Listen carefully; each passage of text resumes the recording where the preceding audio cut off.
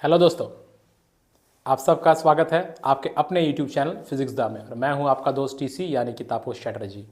तो पिछले वीडियो में क्लास 10th का हम लोगों ने इलेक्ट्रिसिटी चैप्टर का वन शॉर्ट वीडियो बनाया था जिसमें सारे टॉपिक्स को कवर अप किया था। और आज हम लोग इलेक्ट्रिसिटी चैप्टर्स के कुछ इंपॉर्टेंट क्वेश्चंस देखेंगे। इन क्वेश्चंस को आप बहुत ही अच्छे से ध्यान से देखिए और खुद से सॉल्व कीजिए और सॉल्व करने का ट्राई कीजिए। इतने क्वेश्चंस को भी अगर आप सॉल्व कर लेते हैं तो मोटा मोटा आपका सारा कॉन्सेप्ट ब्रश अप हो जाएगा। तो चलिए ज़्यादा इधर उधर की बातें नहीं करते हुए क्लास को स्टार्ट करते हैं।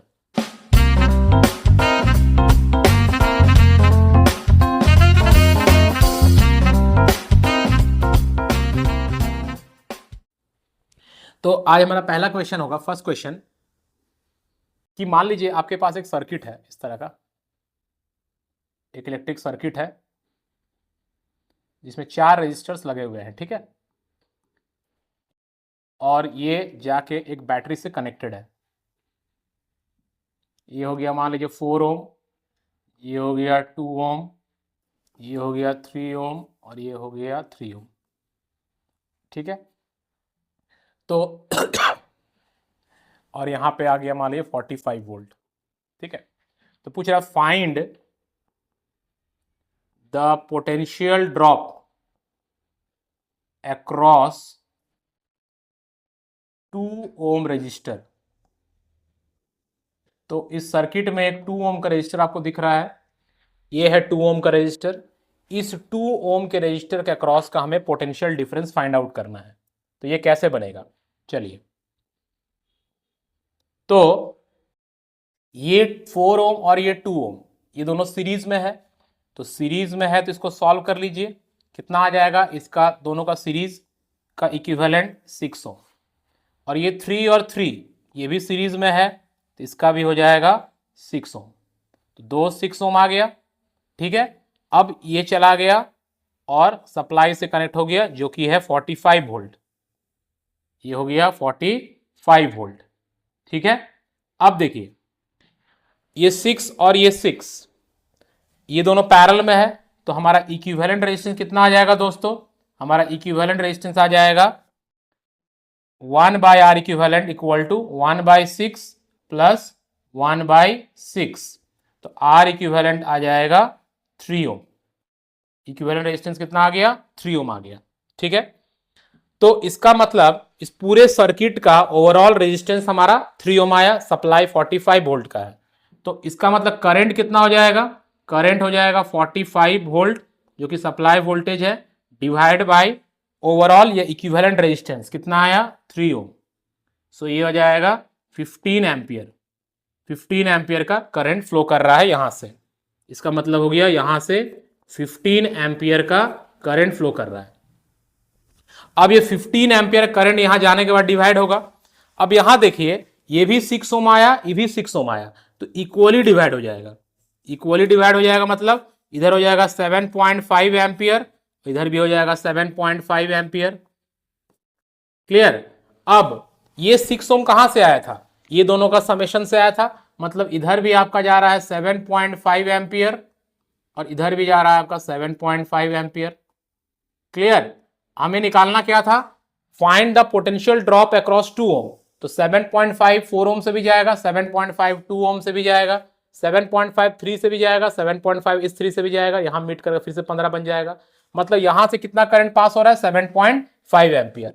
Therefore potential drop across 2 ohm will be equal to 7.5 ampere current into resistance, that is 2, so it is 15 volt. So this is the answer. समझ में आया। वैल्यूज अलग अलग हो सकते हैं, आपको कॉन्सेप्ट पे फोकस करना है दोस्तों। कौन सा कॉन्सेप्ट यहां पर लग रहा है, try to focus on that. चलिए हम लोग नेक्स्ट क्वेश्चन की तरफ चलते हैं, ठीक है। नेक्स्ट क्वेश्चन है यहां पे एक रजिस्टर है 4 ओम और यहां एक रजिस्टर है 6 ओम, 6 ओम, ठीक है। नाउ यहां से करंट जा रहा है 4 एम्पियर, ठीक है। तो हम लोग को पूछा जा रहा है what is the current flowing through each resistor. Find current through each resistor, current through each resistor, हर एक रजिस्टर से कितना करंट पास हो रहा है इसको फाइंड आउट करना है। ठीक है, find the current through each register. तो यहां पर देखिए कैसे हम लोग सोचेंगे। यहां पर आप देखिए ये 4 ओम और ये 6 ओम जो है दोस्तों ये पैरेलल में है, तो यहां पर करंट डिस्ट्रीब्यूट कैसे होगा। देखिए इस क्वेश्चन में हम लोगों ने जो हमारा 15 एम्पियर करंट था उसको इजीली 7.5 और 7.5 में डिस्ट्रीब्यूट कर दिया। कैसे, क्योंकि दोनों रेजिस्टेंस इक्वल था, दोनों तरफ ट्रैफिक सेम है, भीड़ सेम है, तो भीड़ जब सेम है तो डिस्ट्रीब्यूशन सेम हो गया। लेकिन यहां पर तो दोनों तरफ का भीड़ सेम नहीं है, रेजिस्टेंस सेम नहीं है, रुकावट सेम नहीं है, तो डिस्ट्रीब्यूशन इक्वल तो नहीं होगा। जिधर ज्यादा रेजिस्टेंस होगा उधर कम करंट जाएगा, जिधर कम रेजिस्टेंस होगा उधर ज्यादा करंट जाएगा। बट ये डिस्ट्रीब्यूशन होगा कैसे, वो रेशियो कैसे डिसाइड होगा। तो देखिए सिंपल सोचिए, पैरेलल में है तो पैरेलल में पोटेंशियल ड्रॉप सेम होगा, मतलब इसका पोटेंशियल ड्रॉप अगर V है तो इसका ही पोटेंशियल ड्रॉप V होगा। ये क्लियर है, पोटेंशियल डिफरेंस यहां V होगा तो यहां ही पोटेंशियल डिफरेंस V होगा, बिकॉज ये 4 ओम और ये 6 ओम पैरेलल में है। सो यहां से कितना करंट जाएगा, V/4 जाएगा, पोटेंशियल ड्रॉप बाय रेजिस्टेंस। यहां से कितना करंट जाएगा, यहां से करंट जाएगा V/6 एम्पियर। अब दोनों यहां से जितना करंट जाएगा और यहां से जितना करंट जाएगा दोनों को सम अप कर देंगे, ऐड कर देंगे तो 4 आना चाहिए। So it is V/4 plus V/6 equal to 4 ampere. बस अब सॉल्व कर देना है। So 12 3 volt plus 2 volt equal to 4 हो जाएगा। सो V इक्वल टू कितना आ जाएगा 48 डिवाइडेड बाई 5, तो V आपका आ गया 9.6 वोल्ट। 9.6 वोल्ट का आपका पोटेंशियल डिफरेंस आ गया दोनों के अक्रॉस, क्योंकि दोनों पैरेलल में है। तो हम लोग को करंट निकालना था, तो करंट कितना हो जाएगा, इधर का करंट को I1 मान लेते हैं, इधर का करंट को हम लोग I2 मान लेते हैं।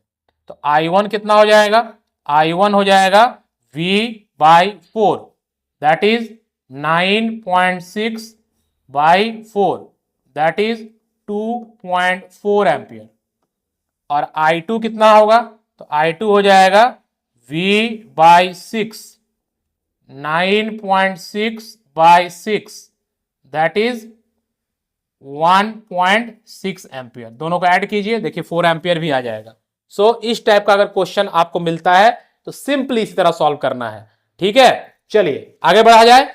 आई होप कि ये दोनों क्वेश्चन आपको समझ में आया। आगे क्वेश्चन को देखते हैं। नेक्स्ट क्वेश्चन है कि आपके पास एक वायर है, ठीक है, आपके पास एक वायर है जो कि आपके पास एक वायर है, ठीक है, a wire of resistance, a wire of resistance 10 ohm, एक वायर है इसका रेजिस्टेंस 10 ओम है, is stretched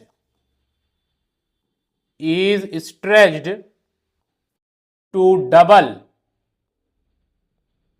it's original length, उसको टान के स्ट्रेच करके डबल कर दिया गया उसका ओरिजिनल लेंथ का, ओरिजिनल लेंथ, ठीक है। Find the new resistance of the wire, find the new resistance of wire, wire का जो नया रेजिस्टेंस है उसे फाइंड आउट करना है, ठीक है। चलिए, तो ये क्वेश्चन कैसे बनेगा, वायर का जो रेजिस्टेंस होता है, वायर का जो रेजिस्टेंस होता है वो किस बात पे डिपेंड करता है, तो फॉर्मूला है R equal to rho L upon A, मतलब रेजिस्टिविटी, लेंथ और एरिया पे डिपेंड करता है। अब वायर को स्ट्रेच किया गया, मतलब लेंथ को इंक्रीज किया गया, कितना, double its original length, double कर दिया गया, तो नया जो रेजिस्टेंस होगा, मटेरियल चेंज नहीं हुआ है तो रेजिस्टिविटी उतना ही रहेगा, लेंथ डबल और एरिया जो है वो आधा हो जाएगा, तो A/2 हो जाएगा। तो नया रेजिस्टेंस इक्वल टू, ये 2 ऊपर चला गया तो ये हो गया 4 रो L/A। सो न्यू रेजिस्टेंस जो है वो कितना हो गया, 4 टाइम्स हो गया पुराना रेजिस्टेंस का। तो पुराना रेजिस्टेंस कितना था, पुराना रेजिस्टेंस था 10 ओम, तो नया रेजिस्टेंस हो जाएगा 40 ओम। ठीक है, मैंने पहले भी कहा था कि जब भी स्ट्रेचिंग का क्वेश्चन होगा, नया रेजिस्टेंस जो होगा वो n स्क्वायर इंटू आर आएगा, इसको ध्यान रखिएगा तो बन जाएगा, है ना। यहां पे डबल हुआ है तो डबल का स्क्वायर 4 हो गया, तो resistance will become 4 times. Clear, चलिए नेक्स्ट क्वेश्चन की तरफ चलते हैं। क्वेश्चन नंबर 4, आपके पास एक वोल्ट मीटर है, ठीक है, इस तरह से।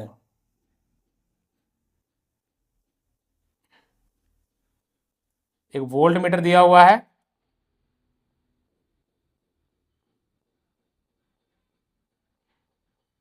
ठीक है।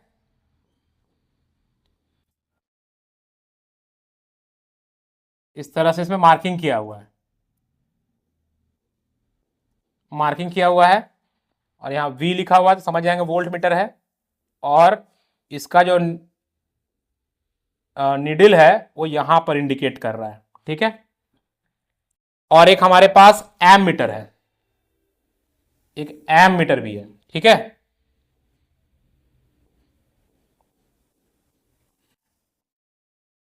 एक एम मीटर भी दिया हुआ है, वो एम मीटर इस तरह से है, ठीक है। 0, 5, 10, 15, 20, 25, 30, 35, 40 ऐसे दिया हुआ है, और वो यहां पे इंडिकेट कर रहा है, ठीक है, यहां पे इंडिकेट कर रहा है, यहां पर एम्पेयर ए लिखा हुआ है। तो पूछ रहा है कि पहले तो हमें बताना है कि वोल्ट मीटर का रीडिंग कितना है, एम मीटर का रीडिंग कितना है, और रेजिस्टेंस उस कंडक्टर या वायर का कितना होगा, ठीक है। सो फाइंड क्या करना है हम लोग को यहां पे, फाइंड पहला reading of voltmeter, reading of voltmeter. दूसरा क्या फाइंड आउट करना है, reading of ammeter, reading of ammeter. और तीसरा क्या फाइंड आउट करना है, resistance of wire, resistance of wire, ठीक है। तो कैसे फाइंड आउट करेंगे, देखिए कभी भी ऐसा क्वेश्चन आता है दोस्तों, तो सबसे पहला आपको क्या करना है, जो भी मीटर दिया हुआ रहेगा या इंस्ट्रूमेंट दिया रहेगा उसका लीस्ट काउंट निकालना है। तो पहले हम लोग लीस्ट काउंट निकालेंगे, ठीक है। तो लीस्ट काउंट पहले वोल्ट मीटर का कितना है, पहले वोल्ट मीटर का निकाल रहे हैं, तो लीस्ट काउंट वोल्ट मीटर का, least count of volt meter.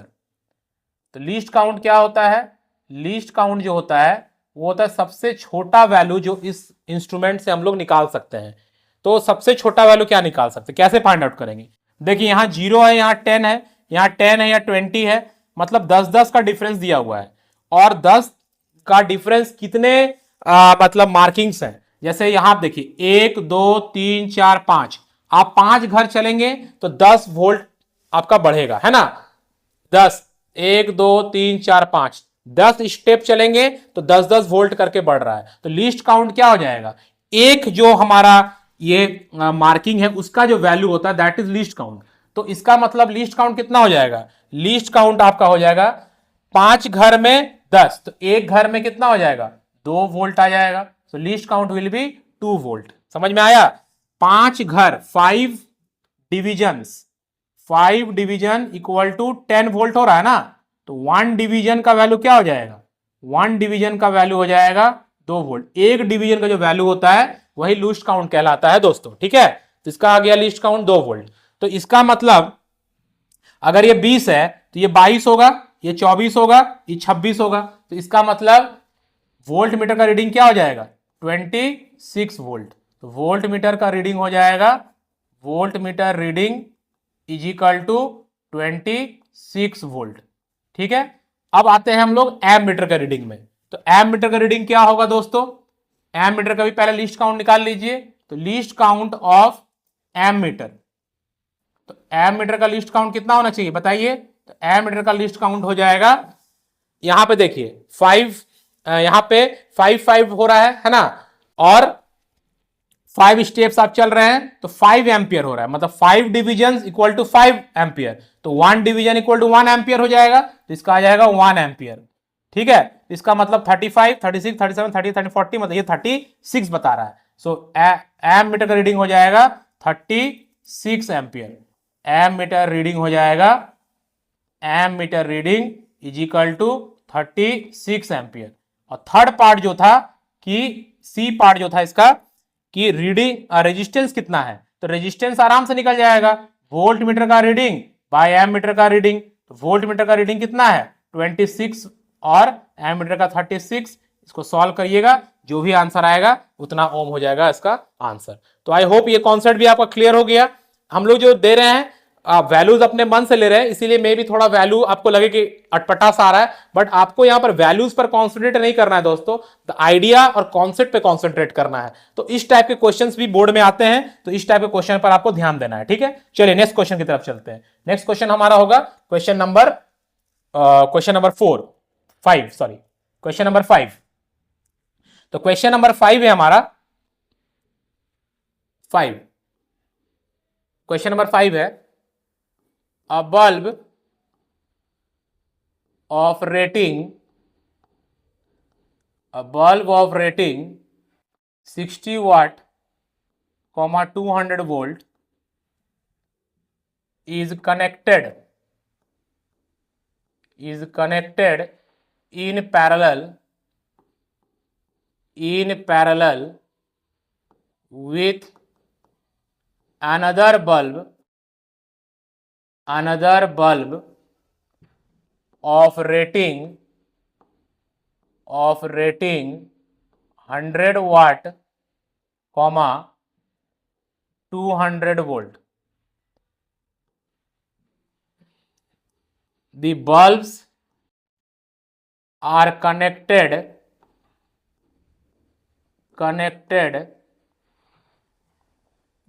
to a supply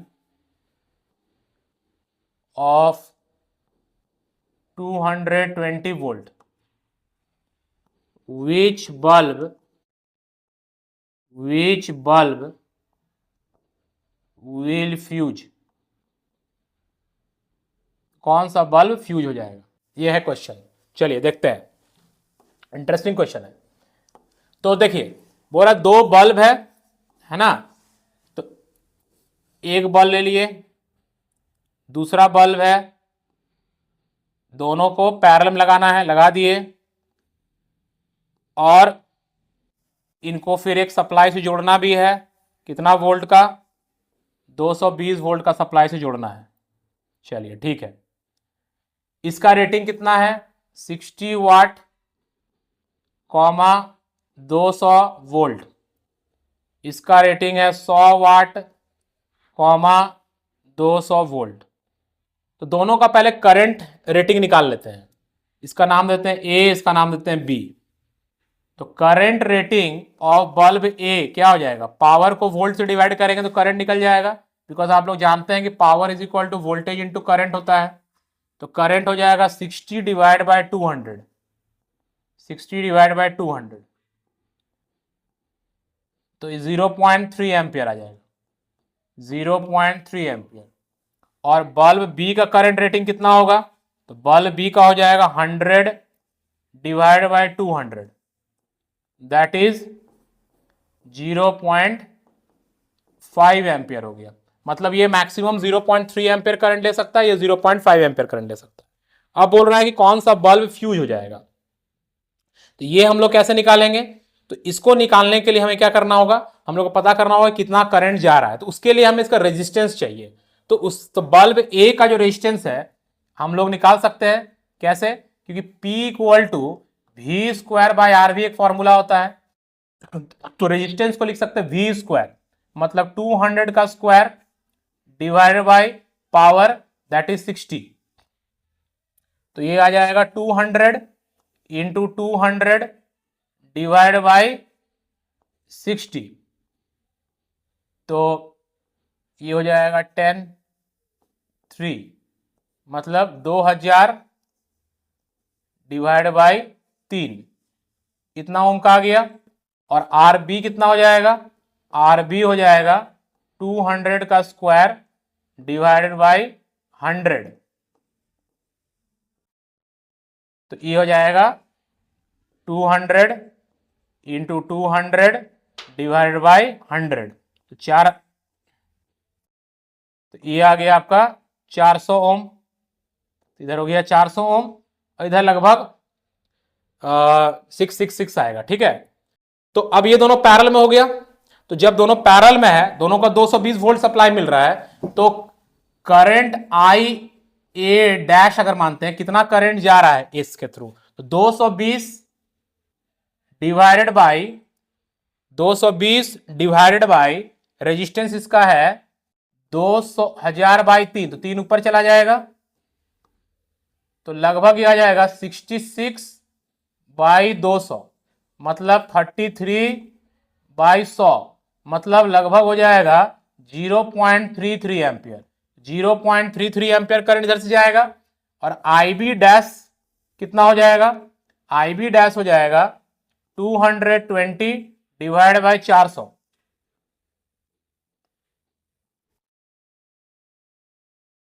तो ये आपका आ जाएगा 0.55 के एम्पियर के लगभग में। ठीक है, तो आप एक देखिएगा, तो दोनों बल्ब यहां फ्यूज कर जाएगा, क्योंकि सप्लाई से इधर जो करंट जा रहा है वो मोटा मोटा 0.33 एम्पियर जा रहा है और यहां पे 0.55 जा रहा है। जब 220 वोल्ट का सप्लाई से जोड़ा गया तो दोनों, इसका रेटिंग कितना था 0.5 था, ज्यादा जा रहा है, बल्ब फ्यूज कर जाएगा, ये भी फ्यूज कर जाएगा। करना क्या है, पहले करंट रेटिंग निकाल लेना है, और करंट रेटिंग निकालने के बाद दोनों का रेजिस्टेंस निकाल लेना है, और रेजिस्टेंस आपको निकल गया तो दोनों पैरेलल में है, तो आप करंट यहां से कितना जा रहा है, यहां से कितना जा रहा है निकाल सकते हैं। अब देखना है कि जो करंट जा रहा है वो रेटेड वैल्यू से ज्यादा है या कम है, ज्यादा होगा तो फ्यूज हो जाएगा, कम रहेगा तो फ्यूज नहीं होगा। ठीक है, समझ में आया? ओके, तो इस टाइप का क्वेश्चन आप आएंगे। और एक क्वेश्चन क्या आ सकता है आपको, वो देखते हैं। जैसे फॉर एग्जाम्पल क्वेश्चन नंबर 6, ऐसा क्वेश्चन आ सकता है आपको, ऐसा क्वेश्चन आ सकता है कि एक बल्ब है 100 वाट 220 वोल्ट, ठीक है, इसका रेटिंग है। What will be the power dissipated, what will be the power dissipated if the bulb is connected to a supply of 110 volt. ये ऐसा क्वेश्चन रहेगा तो कैसे सॉल्व करेंगे? तो देखिए, इसका मतलब क्या हुआ, ये रेटिंग का जो होता है इसका मतलब क्या होता है, इसका मतलब होता है कि अगर 220 वोल्ट का सप्लाई इसको मिलेगा तभी 100 वाट पावर डिसिपेट करेगा या 100 वाट पावर कंज्यूम करेगा या 100 वाट पावर यूज करेगा। तो यहां पर 110 से कनेक्ट कर रहा है, तो हम लोग जानते हैं कि P इजिकल टू क्या होता है, V स्क्वायर बाय R होता है। अगर इसको हम 220 का सप्लाई दे रहे हैं या 110 का सप्लाई दे रहे हैं, रेजिस्टेंस तो चेंज नहीं होगा ना, तो resistance is constant, so that means power is directly proportional to V square. बस सिंपली बना देना है, P1 by P2 equal to V1 by V2 का होल स्क्वायर हो जाएगा, V1 बाई V2 का होल स्क्वायर हो जाएगा। तो P1 कितना हो गया, P1 हो गया 100, P2 आपको पता नहीं है, V1 कितना है, V1 है 220 और V2 है 110 का होल स्क्वायर हो जाएगा, कट गया, 2 हो जाएगा यहाँ पे 4, तो P2 आ जाएगा 100 बाई 4 दैट इज 25 वॉट। समझ में आया? तो इस टाइप का क्वेश्चन भी आ सकता है, एमसीक्यू में भी आ सकता है, तो इस टाइप के क्वेश्चन पर आपको ध्यान देना है। ठीक है, एक और टाइप का क्वेश्चन क्या आ सकता है आपके बोर्ड्स में, जैसे आपको एक ग्राफ दे देगा ए, एक और ग्राफ दे देगा बी, 2 ग्राफ दे दिया। अब यहां दे दिया V और यहां दे दिया I, यहां भी दे दिया V और यहां दे दिया I।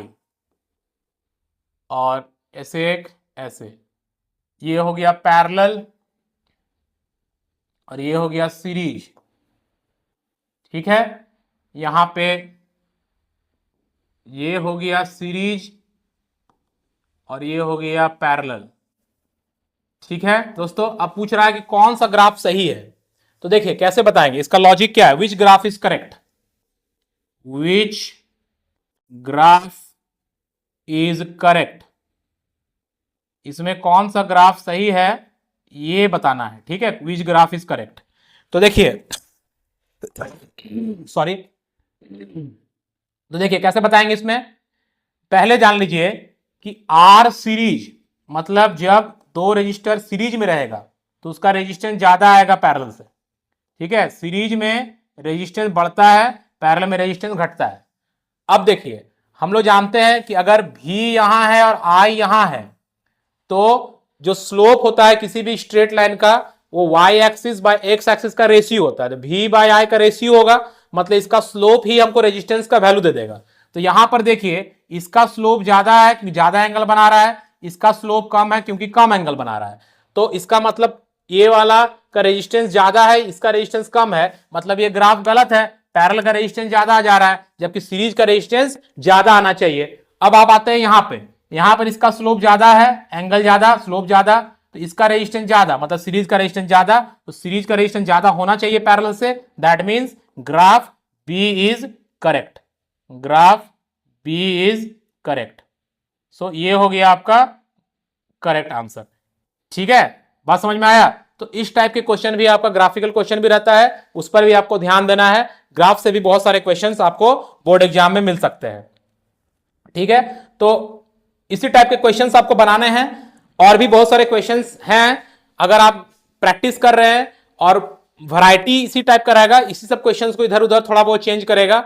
अगर आपको लगता है कि कोई और क्वेश्चन है जो आपसे नहीं बन रहा है, वो आप हमें व्हाट्सअप कर सकते हैं या कमेंट में भी पूछ सकते हैं, तो हम लोग उनको सॉल्व करेंगे। और जल्दी हम लोग ट्राई करेंगे कि क्लास 10th के लिए लाइव क्लासेस भी ले आएं। जो लाइव क्लासेस के लिए इंटरेस्ट है वो लोग कमेंट में यस करके या हमें बता सकते हैं कि हम लोग को लाइव क्लास चाहिए, तो आपके डाउट्स को भी हम लोग लाइव सॉल्व करेंगे और लाइव क्लास में भी आप लोगों के प्रॉब्लम को सॉल्व करने का प्रयास किया जाएगा। तो चलिए मिलते हैं नेक्स्ट वीडियो में, तब तक के लिए बाय।